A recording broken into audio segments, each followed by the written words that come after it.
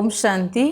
आजिर प्रातः मुरली 8/8/25 बापदादा मधुबन। मूल्यर सारांश। मिठे बच्चे सर्वदा यही खुशी रे रुह जे मु 84 जन्मर चक्र पूरा करिछि, एबे निजर घर को फेरिबी। बाकी अल्प किछि दिन यही कर्मभोग चुक्त करने को पड़िबो। प्रश्न। विकर्माजित हेउथिबा संतान मानंकु विकर्म ठारू दूरेई रहिबा पई केउ कथा उपरे बहुत ध्यान देवा को हबो। उत्तर। जेउ देह अभिमान सबु विकर्मर मूल, सेही देह अभिमान रे केबे भी आसीबार नाही। यही कथा प्रति बहुत ध्यान रखिबा को हबो। एथिपई बारंबार देही अभिमानी होई बाबा को मने पकाइबा को हबो। भल एवं मंदर फल निश्चय मिली थाए। शेष समय रे निजर विवेक ही पश्चाताप कराई थाए, किंतु यही जन्मर पापर बोझ को हालुका करिबा पई बाबा को सत्य सत्य शुणाइबा को हबो। ओम शांति। सबुठारु बड़ लक्ष्य होछि बाबांकर स्मृति रे रहिबा और अनेकंगर केवल ज्ञान शुणिबार शौक रहुछि। ज्ञान को बुझिबा तो बहुत सहज अटे। 84 जन्मर चक्र को बुझी स्वदर्शन चक्रधारी हेबा को पड़िबो। आउ अधिक किछि आवश्यकता नहीं। तुमे संतान माने जानिछ जे आमे समस्ते स्वदर्शन चक्रधारी अटु। स्वदर्शन चक्र द्वारा कहार गला काटू नाहु।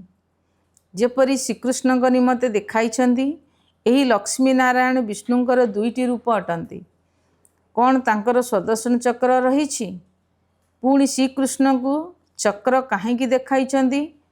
गोटिए पत्रिका प्रकाशित होउछि जेउथिरे श्रीकृष्णंकर एपरि बहुत चित्र देखाई थांती। बाबा तो आसी तुमको राजयोग शिखाउछन्ति। एपरि नुहे कि चक्र द्वारा असुरंकर विनाश करुछन्ति। आसुरी स्वभावधारी को असुर बोली कहा जाए। बाकी मनुष्य तो मनुष्य ही अटंती ना। एपरि नुहे जे स्वदर्शन चक्र द्वारा समस्त को मारुछन्ति। भक्ति मार्ग रे केते प्रकार चित्र तैयारी करुछन्ति। राति दिनर फरक रहिछि। तुमे संतान मानकु एही सृष्टि चक्र बा पूरा ड्रामा को जानिबा दरकार। काहेकि ना समस्ते होउछन्ति अभिनेता। दुनियार अभिनेता तो ड्रामा को जानिछन्ति। यह हैला बेहदर ड्रामा। यह को विस्तार भाव रे केही बुझाई परिबे नाही। दुनिया रे तो 2 घंटार ड्रामा होई थाए। विस्तार भाव रे ताकू जानि थांती। एठारे तो 84 जन्मर चक्र को जानिबा को हबो।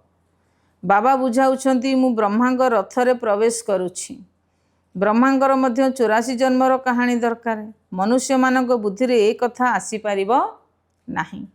ए कथा मध्य बुझी पारु नाहंती जे वास्तव रे 84 लक्ष जन्म अथवा 84 जन्म अटे।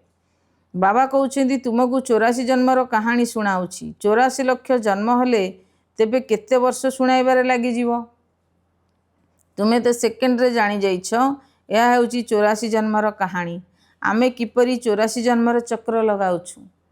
84 लक्ष होइथिले गोटिए सेकेंड रे बुझी पारि न थांते।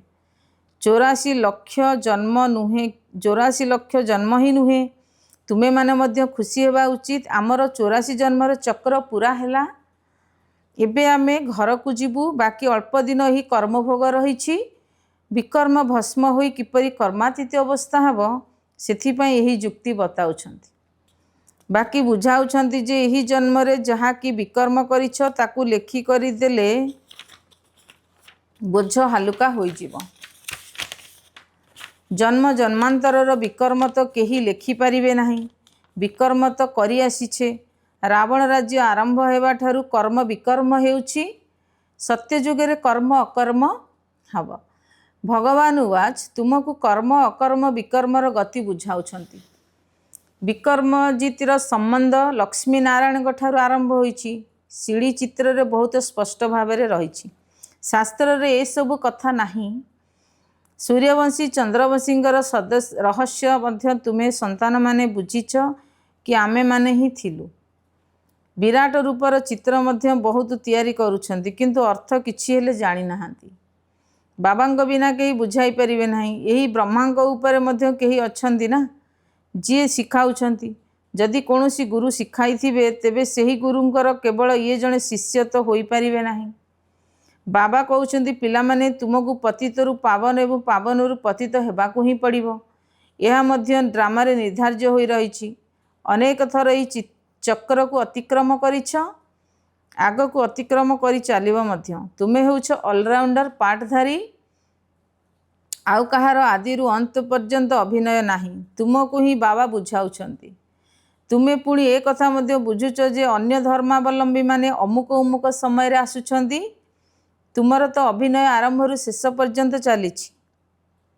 क्रिश्चियन मानक निमंते कुहाजिब नाही कि सेमाने सत्य जुगरे थिले। सेमाने तो द्वापर रे भी मझिरे आसुछंती। एही ज्ञान तुम संतान मानक बुद्धि रे ही अछि।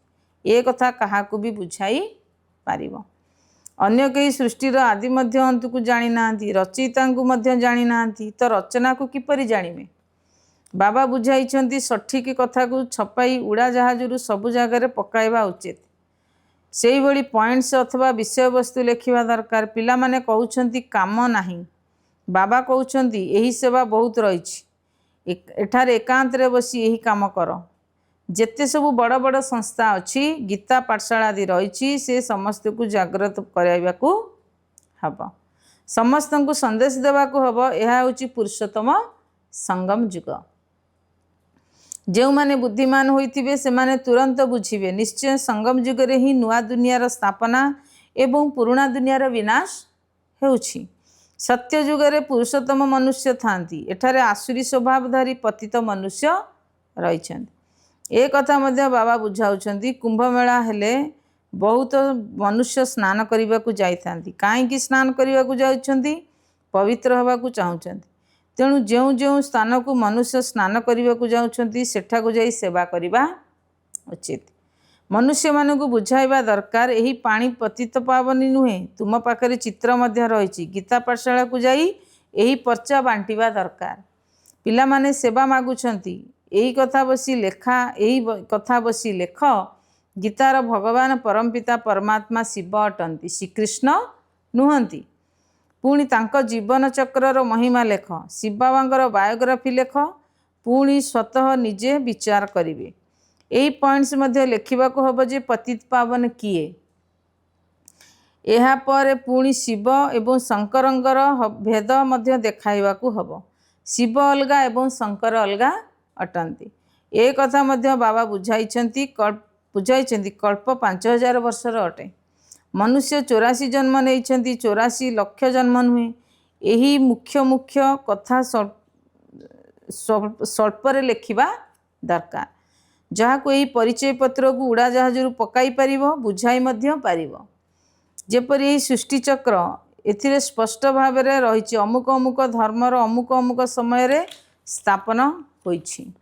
तेणु यही गोला मध्य रहिबा दरकार। सेथिपाई मुख्य 12टी चित्रर कैलेंडर्स मध्य छपाई पारिबो, जेउथिरे सारा ज्ञान आसीजिवो एवं सेवा सहजरे होई पारिबो।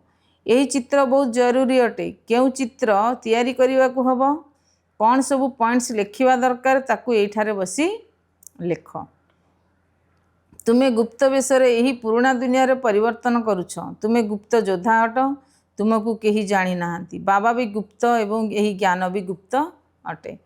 यही ज्ञानर कौनसी शास्त्र आदि तैयारी हुए नहीं। अन्य धर्म स्थापक मानकर बाइबल आदि छपा जाउछि, जहाको पढ़ी आसुछंती। प्रत्येकंकर शास्त्र छपा जाउछि। तुमर शास्त्र पुणी भक्ति मार्ग रे छपा जीवो। एबे छपा जीवो नाही, काहेकि ना एबे तो यही शास्त्र आदि सब विनाश होई जीवो। एबे तुमको बुद्धि द्वारा बेहद बाबा को माने पकाइबा को हबो। बाबा पाखरे मध्य बुद्धिर ज्ञान रहिछि। बाबा कौनसी शास्त्र आदि पढ़ु नाहांती। से तो होउछंती नॉलेजफुल। नॉलेजफुल अर्थ मनुष्य, नॉलेजफुल अर्थ मनुष्य भावुछंती समस्तंकर मन को जानिला वाला। भगवान प्रत्येक कर्म को देखुछंती, तेबे तो कर्मर फल देउछंती। बाबा कहउछंती ए सब ड्रामा रे निर्धार्य होई रहिछि। ड्रामा अनुଯାयी जी विकर्म करुछि तार पुणी दंड मिली थाए। भल और मंदर कर्मफल मिली थाए, तार कौनसी लेखा ही न थाए। मनुष्य बुझी पारिबे जे निश्चय प्रत्येकंकर कर्मर फल परजन्म रे मिलुछि। अल्प समय रे बहुत पश्चाताप करिबे जे आमे एही सब पाप करिछु, सब मने पड़िबो, कर्म अनुसार जन्म मिलिबो। एबे तुमे विकर्माजित होइथिबारु एपरि कौनसी विकर्म करिबा अनुचित। सबुठारु बड़ विकर्म होउछि देह अभिमानी हेबा। बाबा बारंबार कहउछंती देही अभिमानी होई बाबांकु माने पकाओ, पवित्र हेबाकु ही पड़िबो। सबुठारु बड़ प्राप्त होउछि सबुठारु बड़ पाप होउछि विकारग्रस्त हेबा। यह ही आदि मध्य अंत दुख देउछि। सेथिपाई मनुष्य सन्यासी माने मध्य कहउछंती यह काकविष्ठा समान सुख अटे। सत्य जुगरे दुखर नाम निशान रहिबो नाही। एठारे दुख ही दुख रहिछि। सेथिपाई सन्यासी मानकर वैराग्य आसुछि, किंतु से माने जंगल को चली जाउछंती। तांकर होउछि हदर वैराग्य, तुमर हैला बेहदर वैराग्य। यही दुनिया ही छी छी विकारी अटे। समस्ते कहउछंती बाबा आसी आमर दुख हरण करी सुख दियो। बाबा ही दुख अर्थात सुखकर्ता अटंती। तुमे माने ही बुझुच जे नुआ दुनिया रे यही देवता मानकर राज्य थिला। सेठारे कौनसी भी प्रकार दुख नथिला। केही शरीर छाड़िले मनुष्य कहती स्वर्गवासी हैला, किंतु ए कथा बुझु नांदी जे आमे नरकर अछु, आमे मले स्वर्ग को जीवु। किंतु से आत्मा स्वर्ग को गला ना पुणी नरक को आसिला, किछि भी हेले बुझु नांती। तुमे माने तीन जण पितांक रहस्य मध्य समस्त को बुझाई परिबो। दुईटी पिता बोली तो समस्ते जानुछंती जे लौकिक एवं पारलौकिक, पुणी ये अलौकिक प्रजापिता ब्रह्मा संगम जुगरे अछंती। ब्राह्मण मध्य दरकार ना, सेई ब्राह्मण ब्रह्मांगर मुख वंशावली नुहंती। जानिछंती ब्रह्मा थिले, सेथिपई ब्राह्मण देवी देवता नमः कहउछंती। ए कथा जानि नाहंती जे काहाकू कहउछंती। केउ ब्राह्मण? तुमे होउछ पुरुषोत्तम संगम जुगी ब्राह्मण, सेमाने हेले कलिजुगी ब्राह्मण। यह हेउछि पुरुषोत्तम संगम जुग, जेउ माने कि तुमे मनुष्यरु देवता हेउछ। देवी देवता धर्मर स्थापना हेउछि। तेणु तुम संतान मानंकु सबु पॉइंट्स धारण करी सेवा करिबा उचित। पूजा करिबा पई अथवा श्राद्ध खाइबा पई ब्राह्मण लोके आसी थांती। तांको सहित मध्य तुमे ज्ञानर वार्तालाप करि पारिबो। तुमे तांकु प्रकृत ब्राह्मण कराई पारिबो। एबे भाद्रव मास आसुची, समस्ते पूर्व पुरुषंकु खुआउछंती। ताहा भी जुक्तिर सहित करिबा दरकार। नचेत कहिबे ब्रह्मा कुमारी मानक पाखकु जाई सबु किछि छाड़ी देले, एपरि किछि करिबा अनुचित जेउथरे नाराज हेबे। जुक्तिर सह तुमे ज्ञान देई पारिबो। निश्चय ब्राह्मण लोक आसीबे, तेबे जाई ज्ञान देबो ना। एई मासरे तुमे ब्राह्मण मानकर बहुत सेवा करि पारिबो। तुमे ब्राह्मण माने तो प्रजापिता ब्रह्मांकर संतान अट। कुह, ब्राह्मण धर्म किए स्थापन करिथिले? तुमे घरे बसी तांकर मध्य कल्याण करि पारिबो। जेपरि अमरनाथ यात्रा को जाउथिबा बेले केवल लेखारु एते स्पष्ट भावे बुझी पारिबे नाही। सेठारे बसी सेमानकु बुझाइबा दरकार। आमे तुमकु सत्य अमरनाथंक कथा सुनाइमु। अमरनाथ तो जनकु ही कुआ जाउछि। अमरनाथ अर्थात जे अमरपुरीर स्थापना करुछंती, ताहा होछि सत्य जुग। एहीपरि सेवा करिबाकू पड़िबो। सेठाकू पादरे चली चली जिबाकू पड़ी थाए। भल भल बड़ बड़ लोक मानकु जाई बुझाइबा दरकार। सन्यासी मानकु मध्य तुमे ज्ञान देई पारिबो। तुमे समग्र सृष्टिर कल्याणकारी अट। श्रीमत आधार रे आमे विश्वर कल्याण करुछु। बुद्धि रे एही निशा रहिबा उचित। अच्छा, धारणा पाई मुख्य सारांश। 1 नंबर, जेतेबेले कोनोसी एकांत स्थान बा फुर्सत मिलुछि, सेतेबेले ज्ञानर भल भल पॉइंट्स उपरे विचार सागर मंथन करी लेखिबा उचित। समस्तंक निकट रे संदेश पहुँचाइबा पाई अथवा समस्तिंकर कल्याण करिया पाई उपाय करिवाकू हबो। 2 नंबर, विकर्मरु बंचिबा पाई देही अभिमानी होई बाबांकु याद करिवाकू हबो। एबे कोनोसी विकर्म करिबा अनुचित। एही जन्म रे करिथिबा विकर्म को बाप दादा को सत्य सत्य सुनाइबाकू हबो। आजिर वरदान, अटल भविष्यत को जानिथिले मध्य श्रेष्ठ कार्य को प्रत्यक्ष रूप देउथिबा सदा समर्थ आत्मा भव। भविष्यत नूतन श्रेष्ठ विश्वर निर्माण अटल होइथिले मध्य समर्थ भवर वरदानी पिलामाने केवल कर्म एवं फलर पुरुषार्थ एवं प्रारब्धर निमित्त एवं निर्माणर कर्म दर्शन अनुଯାयी निमित्त होई कार्य करिथांती। दुनिया रे लोक मानकु विश्वास होउ नथिले मध्य तुमे माने କହୁଛ ଏହି କାର୍ଯ୍ୟ ଅନେକ ଥର ହୋଇସାରିଛି ଏବଂ ଏବେ ମଧ୍ୟ ହୋଇକରି ହିଁ ରହିଛି। କାହିଁକି ନା ସ୍ୱପରିବର୍ତ୍ତନର ପ୍ରତ୍ୟକ୍ଷ ପ୍ରମାଣ ନିକଟରେ ଅନ୍ୟ କୌଣସି ପ୍ରମାଣର ଆବଶ୍ୟକତା ନାହିଁ। ଏହା ବ୍ୟତୀତ ପରମାତ୍ମାଙ୍କର କାର୍ଯ୍ୟ ସର୍ବଦା ସଫଳ ହେବାର ସୁନିଶ୍ଚିତ ଅଟେ। ସ୍ଲୋଗାନ, କହିବା କମ୍ କରିବା ଅଧିକ, ଏହି ଶ୍ରେଷ୍ଠ ଲକ୍ଷ୍ୟ ତୁମକୁ ମହାନ କରିଦେବ। ଅବ୍ୟକ୍ତ ଇଶାରେ ଯଦି ସହଜ ଯୋଗୀ ହେବାକୁ ଚାହୁଁଛ ତେବେ ପରମାତ୍ମା ସ୍ନେହର ଅନୁଭବୀ ହୁଅ। ସେବାରେ ହେଉ ବା ସ୍ୱ ଉନ୍ନତିରେ ହେଉ ସଫଳତା ପ୍ରାପ୍ତ କରିବାର ମୁଖ୍ୟ ଆଧାର ହେଲା ଏକମାତ୍ର ବାବାଙ୍କ ସହିତ ଅତୁଟ ସ୍ନେହ।